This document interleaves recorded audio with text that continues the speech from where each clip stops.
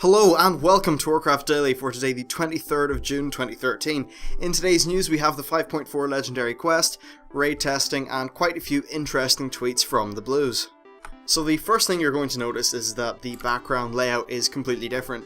It's a sort of new, air quotes, art direction, that kind of thing. Pretty much I'm messing around with different ways. I think the old layout was very messy and unprofessional. I'm trying to make things, more legit and stuff like that. So anyway, on with the show. The first thing I'm going to talk about is the 5.4 Legendary Quest, and some more information about it has been data mined.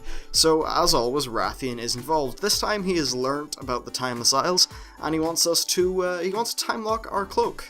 I have no idea what time locking a cloak does, what it means, but I'm sure it's very nice of him. So to do this you'll need to get 50 timeless coins. So once again, he wants you to get X amount of an arbitrary currency for him, and then defeat the 4 August Celestials. After you do this, you go back to the Seat of Knowledge and he will upgrade your cloak. Wrathion then gives you one final quest, and that's to kill Garrosh, saying that this is his final goal. Though, given his backstory and his character, I very much doubt it's his final goal. I mean, he's pretty much completely bugged you with stuff, so he knows where you are, what you see. Wrathion, I don't know if he's to be trusted, but anyway, according to the data mine stuff, the Golden Lotus will have a reward for you at the very end of the Legendary Quest. I don't know what it is, so it'll be very interesting to find that out. Now the next thing we have is raid testing. So the first wave of raid tests is happening on Monday the 24th of June, and they're going to be testing the Fallen Protectors on 10 normal and the Corcoran Dark Shaman on 10 normal. Then on Tuesday the 25th they'll be testing, I think, Immersius 10 normal and General Nazgrim 10 normal. So there's a pretty good chance there'll be lots of bugs and stuff. This is, after all, the first public test of the bosses. Now in terms of what I plan to do, I have to work out what the legality is with other people's videos.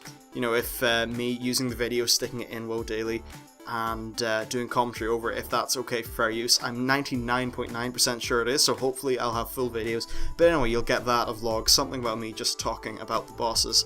Overall though, from what I've read of the Dungeon Journal, they do indeed look quite fun.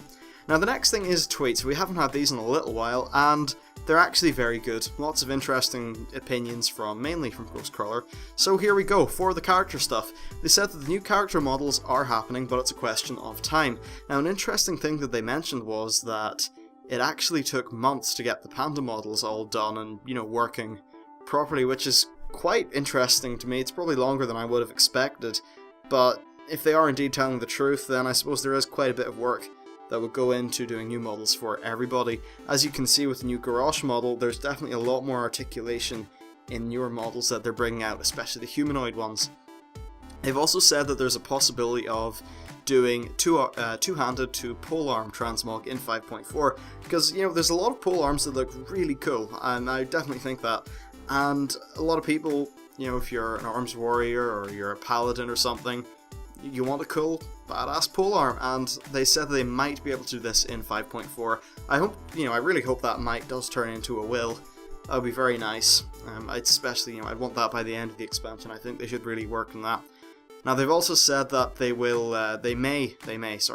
may allow characters to have multiple of the 600 legendary cloaks. Well, from the Legendary Quest, they're actually epic.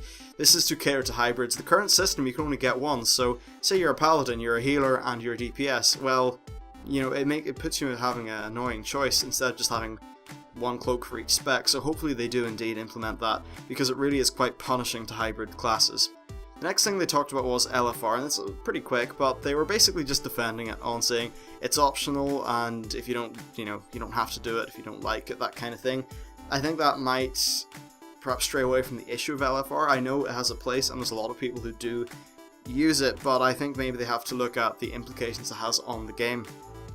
Unfortunately, I think that if flex rating had been implemented before LFR, there'd be no need for LFR. I think it's a little bit messy the way raids will end up, where you have LFR, flex, normal, and heroic. I think if you just had flex, normal, and heroic, and they made flex not a herp-derp complete Zerg, but something that was pretty easy to the, the normal player, I think that would have been better, but LFR still sort of proving to be a little bit of an issue.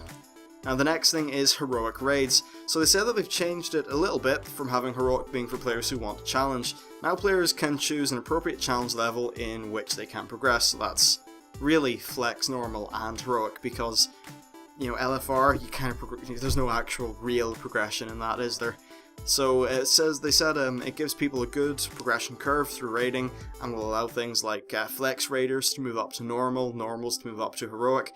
Basically, it allows players to have progression that suits them, and when they feel, you know, maybe they have better gear, they're a bit more skilled, maybe you can make the jump from flex to normal, or normal to heroic. I think that's a very good way of doing things, so overall I'm still pretty excited for flex, and hopefully it'll get more people into normal raiding, build up the confidence of guilds, build up a good core player base, and a lot of those friends and family, sort of casual social guilds, so I think that could be very good. Now they said that the Ulduar way of doing heroics was nice, but they said there's only really so many things you can do it, ways you can do it. Like Mimiron was a little bit of a cop-out, they said, because Mimiron, instead of clicking a big red button, instead of clicking a button in your UI, which is what you do now, you just clicked on a big red button that says do not click, and that was cool, but, you know, it will just get to the point where every single raid is giving you a rebranding of a red button, and a lot of the things were very contrived. I think that because there was so much, like, Titan tech stuff in Ulduar that it really made sense there, but perhaps it doesn't make sense in some of the newer raids. Still, I'm not too sure, and it was definitely, you know, I must admit, very fun in LFR to have those more sort of in-game heroic modes that make sense. Now for scenarios, they said that they are rethinking the requirement for heroic scenarios. This is to do with groups, because they've said, you know, the problem, they don't want people going in, zerking, asking for nerfs and stuff. However, it may be a greater problem if people, you know, they want to do one, but they can't find enough friends on to do it every day. So, who knows what they'll do, honestly. And the last thing I'm going to cover is some general PvE stuff. So some say that Blizzard's introduction of more difficulty levels is to get more content. Blizzard said that this would have been a valid assertion in Trial of the Crusader. Back in TOC you had 5 bosses, and you could do 10 normal, 10 heroic, 25 normal, and 25 heroic, all in the same lockout, which is pretty darn crazy. But with stuff like TOT being 12 bosses, 13 if you include Raden, they think that the raid's big enough, so this is pretty much an invalid argument, and I tend to agree with them. Next thing said is that having tier gear on bosses makes looting a boss more exciting. I think, you know what, I think it's probably a controversial thing, and that's probably more of a 50-50 split in terms of the community's opinion, but I do think it's nice to have tier and stuff like that shifted over to bosses, because at the end of the day, if you're not raiding bosses, then why do you need tier? You know, that's what I think anyway, but feel free to disagree in the comments. And they said they're happy that each new tier doesn't totally invalidate the previous tier, as it did in Cataclysm. Now, they said also that the gear catch-up is quite random at the minute. You know, it's mainly through drops and stuff like that. And they said that they feel the rate at which people get gear is okay. Now, here's my problem. Now, Blizzard, you know, they always use graphs, stats, that kind of thing.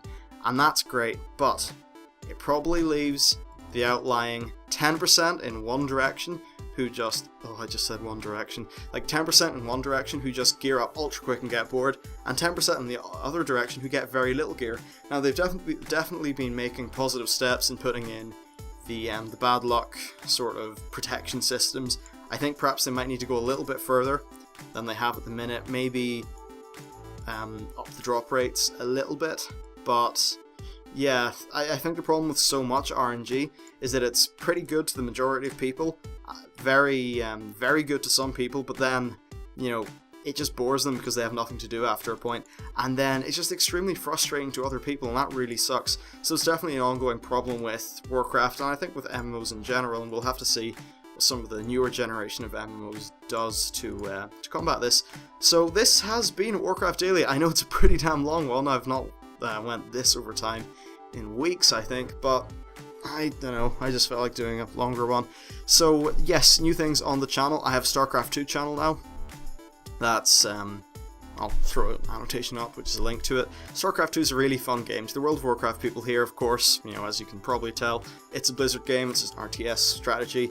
I'm, at the minute, pretty, like, I think I'm average, but maybe, hopefully verging on the top end of average. I'm near getting into Platinum League, which is quite fun. So the StarCraft channel is really just a project on the side. It's not going to take anything away from the Warcraft channel. Warcraft's still my game of choice for the long term, but when I do enjoy StarCraft, I'll cast on my own matches, stuff like that, and throw it on that channel. Probably only a few videos a week, nothing in comparison to what this channel gets.